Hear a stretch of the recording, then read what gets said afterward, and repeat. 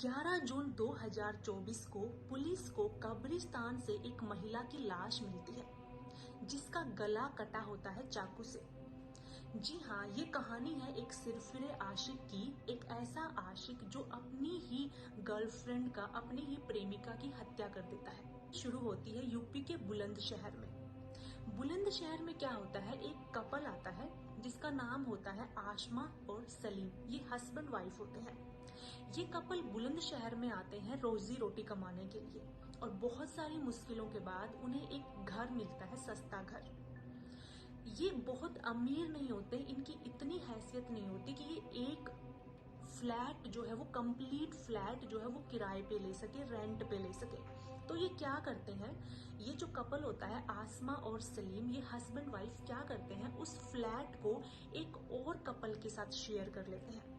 उस फ्लैट में 2 रूम होते हैं। एक रूम में आसमा और उसका पति सलीम रहता है और दूसरे रूम में अदनान नाम का एक आदमी अपनी बीवी के साथ रहता होता है। जब आसमा और सलीम उस फ्लैट में आते हैं तो जो अदनान नाम का आदमी होता है वो आसमा को पहली नजर से ही पसंद करना शुरू कर देता है। अदनान अपनी बीवी में इतना ज्यादा इंटरेस्टेड नहीं होता, बट आसमा और सलीम ये वाकई में एक दूसरे के लिए परफेक्ट कपल होते हैं।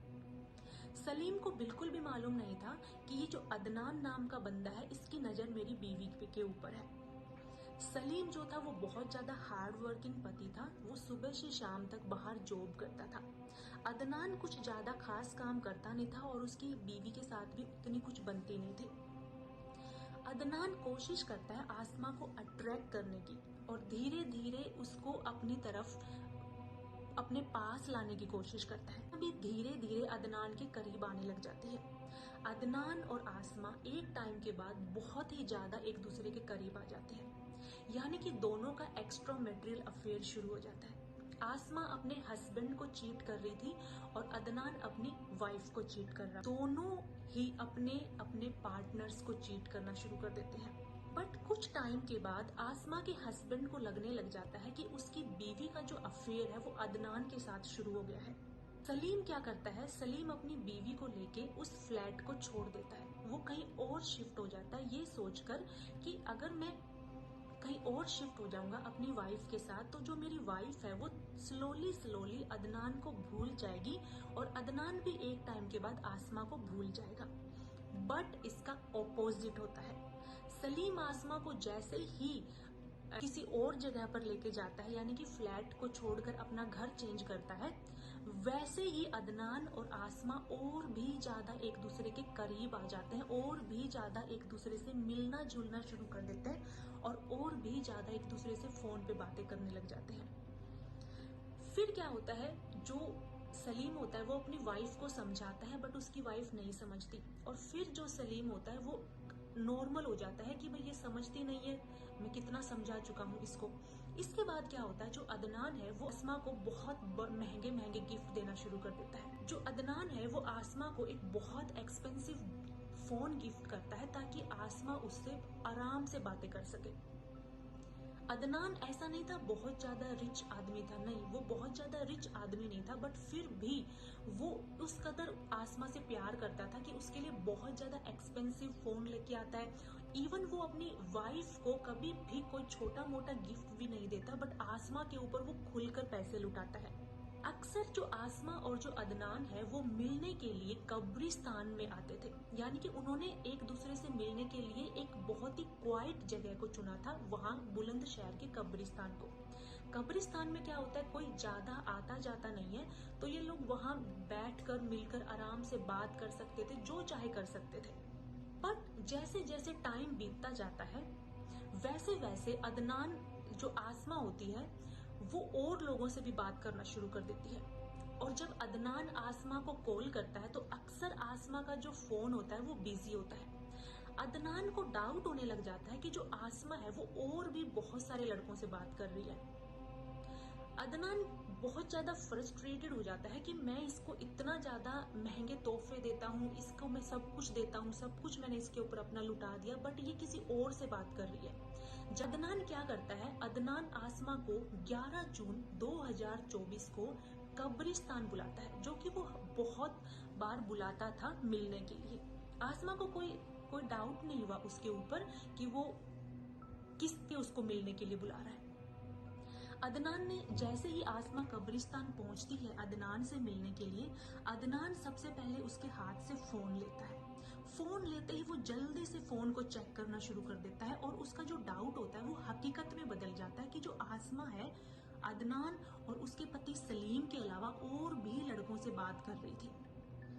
उसके बाद अदनान कुछ भी नहीं सुनता। इससे पहले कि आसमा कुछ एक्सप्लेनेशन देती, कुछ बोलती, वो अपनी पॉकेट से चाकू निकालता है और आसमा का गला काट देता है। आसमा का गला काटकर वहां से निकल जाता है। उसके बाद क्या होता है, जो वो आसमा नाम की महिला होती है उसकी लाश वहां पे पड़ी रहती है, क्योंकि कब्रिस्तान में कोई आता जाता नहीं है। बहुत देर तक उसकी डेड बॉडी वहां पड़ी होती है। फिर कुछ लोग उसकी डेड बॉडी को देखते हैं और पुलिस स्टेशन में क्या करते हैं, कंप्लेन करते हैं कि यहाँ पर किसी महिला की डेड बॉडी पड़ी हुई है। पुलिस आती है, डेड बॉडी को देखकर ही पहचान लेती है कि इसका मर्डर है। फिर शाम को जब आसमा का पति सलीम घर आता है और आसमा को वहां पे नहीं पाता है तो उसे टेंशन होती है। वो पुलिस स्टेशन जाके एक कंप्लेन लिखवाता है कि उसकी जो बीवी है वो सुबह से घर नहीं आई है। पुलिस क्या करती है, इंक्वायरी कराती है कि क्या ये जो डेड बॉडी है ये आपकी वाइफ की है। तो सलीम पहचान लेता है कि हाँ ये डेड बॉडी मेरी वाइफ की है। फिर पुलिस और इंक्वायरी करती है, उसके हस्बैंड से पूछती है कि तुम्हारी किसी के साथ कोई दुश्मनी है। सलीम सब कुछ बताता है पुलिस को कि उसकी वाइफ का एक्स्ट्रामैरिटल अफेयर चल रहा था अदनान नाम के आदमी के साथ। और जो सलीम है वो पुलिस को ये भी बताता है कि ये जो अदनान नाम का आदमी है ये थोड़ा सा क्रेजी टाइप का है। उस अदनान नाम का जो ये आदमी है इसकी जो पर्सनैलिटी है वो क्रेजी टाइप की। ये बॉलीवुड की फिल्मों का बहुत बड़ा दीवाना है और जब ये किसी बॉलीवुड की फिल्म को देखता है ये अपने आप को उस मेन कैरेक्टर के अकॉर्डिंग समझने लग जाता है। फिल्म तो 2-3 घंटे में खत्म हो जाती है बट अदनान के दिमाग में वो फिल्म चलती रहती है लंबे टाइम तक। वो अपने आप को उस मेन कैरेक्टर का हीरो समझने लग जाता है। जब आसमा का पति सलीम पुलिस को ये सब कुछ बताता है तो पुलिस क्या करती है, अदनान को जाके अरेस्ट करती है। अदनान भी पुलिस के सामने बिल्कुल भी इनोसेंट बनने की कोशिश नहीं करता। वो एक बार भी ये नहीं कहता कि मैंने आसमा को नहीं मारा। वो खुल के कहता है कि मैंने आसमा को मारा है और खुलकर हंस हंस के कहता है कि उसने मेरे साथ बेवफाई की और उसने मेरे साथ बेवफाई की तो बेवफाई की जो सजा होती है वो मौत होती है। वो पुलिस को बताता है कि वो संजय दत्त का बहुत बड़ा फैन है, बहुत ही ज्यादा बड़ा फैन है और वो अपना जो हेयर स्टाइल है वो भी संजय दत्त के जैसा रखता है।